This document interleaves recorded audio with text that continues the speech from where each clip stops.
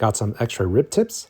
Here's an easy Chinese spare ribs or Pai Guat recipe for juicy, moist, and flavorful spare ribs. Let's go.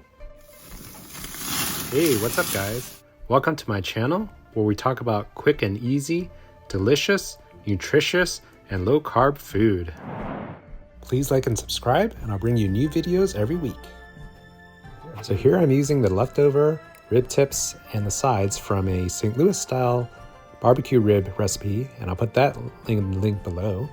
As you can see from the leftover rack of spare ribs, you have a lot of these pieces with cartilage as well as with some of the fat. So we're just going to trim it up and cut it into about an inch by inch bite-sized pieces. And we'll throw these in a bowl for later marinade. Now these Chinese spare ribs are a classic at dim sum restaurants and usually served in a small dish. For keto or low carb fans, this is one of those dishes you can get at dim sum no problem. Just like the restaurants, we're pre-cutting these into bite-sized pieces, so there's no need for cutting after it's cooked.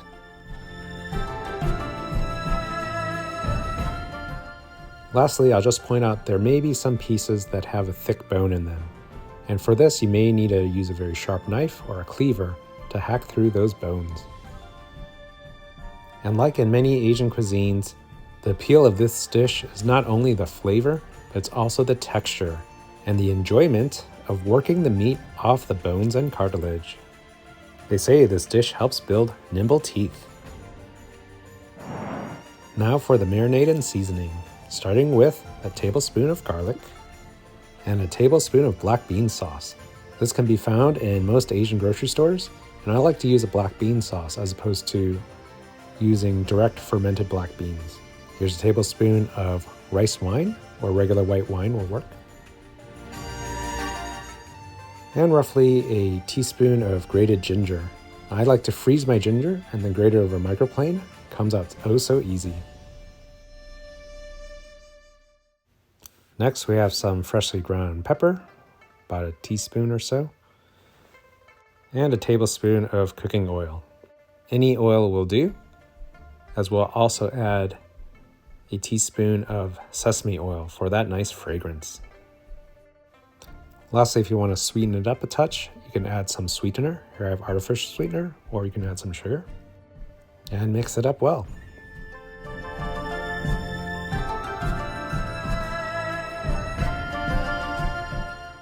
And that's it, ready to cook in the Instant Pot. Here I did need to transfer to a smaller bowl that will fit in my 6-quart Instant Pot.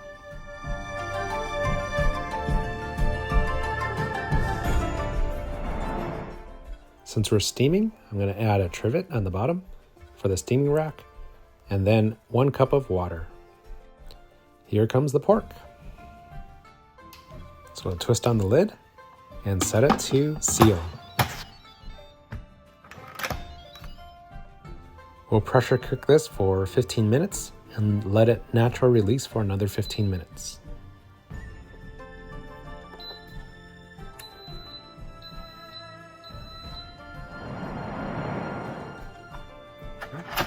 Moment of truth. Wow, look at that. Steamy, hot, nicely cooked spare ribs. Once it's cooled a bit to handle, here's where that trivet comes in super handy. You can just grab it with your hands and lift it out. And there you have it, beautifully cooked Chinese style spare ribs.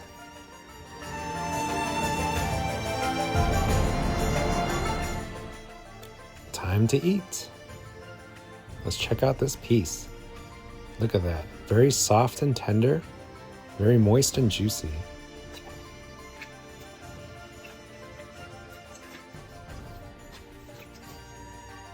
Really good.